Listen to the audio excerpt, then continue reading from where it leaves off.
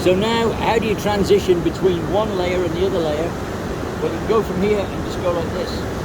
You start every staircase with a diagonal.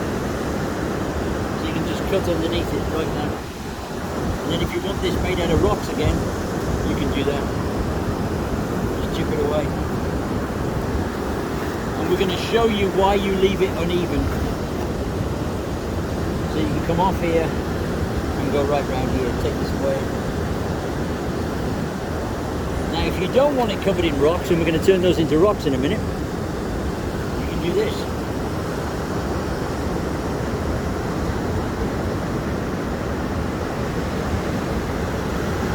And you can undercut it a second time.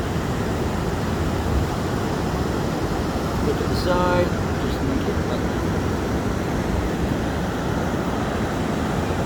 Very, very simple.